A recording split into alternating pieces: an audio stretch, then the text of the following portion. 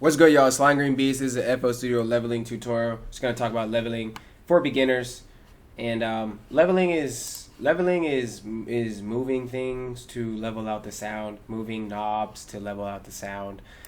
A big key of leveling is having good hardware. So you're gonna want some good headphones, and you're gonna want some good some good speakers or good speakers. Okay, but if you don't have anything like that, that's okay. Nobody's gonna come to your house and kill you. So yeah, just use whatever you have, but I recommend, definitely getting good headphones to level. That's a big key. So the proper way to level is always to lower the sound at its like root note or its root instrument. So for example, leveling here is almost like a last resort. This is like a shortcut, I would say. Like, it's really easy to just like level it here. So if I want to turn down the melody, the proper way to level is to not to turn it down here. It would be to go to the actual VST right here and turn it down at its root location. So in order, it would be here, then it would be like using this knob, like the actual VST, and then here. Like, this is the last resort, and you can see, like, I don't really use this because I'm sticking to the book, but sometimes I do. Sometimes I do because it can be easier, especially if you have a lot of different sounds on the same thing. Actually, I think I do have this one down just a tad. So yeah, this is kind of like a last little tweak that I use. And for drums, you're gonna want to level it here, like using this. So this is a kick or snare, actually. Yeah, you're gonna want to level it here. And then leveling is just like, what are you really trying to do? And like a lot of times okay. Also this, like, yeah, leveling is up to you. Like, if you have a hi-hat pattern that you think is fire, that you want to be louder, maybe raise the volume. I do little things like that, but whatever you want to do. I'm not gonna tell you like, oh, you have to raise your hi-hats or you have to raise your kicks or you have to do whatever. You want to keep everything in like a more even spectrum overall. Like, you don't really want glaring sounds. So overall, you really don't want anything to just stick out, unless for whatever reason you just really want that to stick out.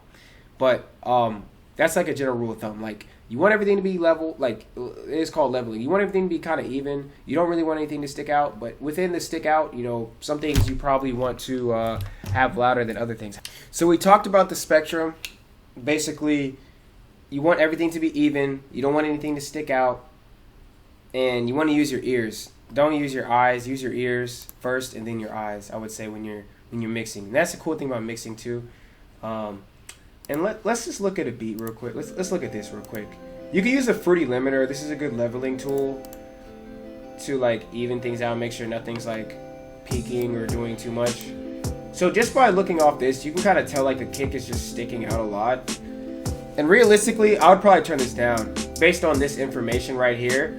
But I use my ears and I'm like, honestly, to me, it sounds good. And you got to make that call. Like, I might have to listen to this in the car and be like, okay, in my car, does the kick really stick out that much? Because it can be kind of misleading, but this will tell you that the kick is sticking out. You can just see where it's hitting, and the snare too. But this is also rap, you know what I'm saying? So, that's leveling, guys. I'm not gonna cover any more than that. Actually, that's a pretty solid beginner lesson. You can use tools like fruity limiter to level, and you're just gonna want to adjust the ceiling, which is like how high the note can go, or where the cutoff is. Like, for instance, watch. If I lower the ceiling, now this is a really easy tool to use if you're just trying to get like a really even sound like that. You can see, like, when I level to this, you notice how nothing is sticking out. But again, like, my personal preference is to have that. Sometimes I have melodies louder, etc., etc. The gain, on here will change every note, especially in the master track. And then, you can use the limiter for individual tracks. If you have a tool like Ozone, I suggest, maybe saving up and getting Ozone. Although Ozone requires a pretty solid computer to even use. But if you can afford and use Ozone, it has a master assistant, and the master assistant will level things for you, and that can be easy leveling. So yeah, that's really leveling in a nutshell. Um, if you guys want me to go deeper into like another part of leveling, let me know, cause I'm just I'm just trying to keep it simple, and like a lot of it's just experimentation. I'd say the biggest thing I learned with making beats and stuff is like you really don't have to be like amazing at like you don't have to be like a legendary musician to make like great beats or music. Like anybody can do this stuff. Like you don't have to be like a child prodigy, like playing violin at like 5 years old.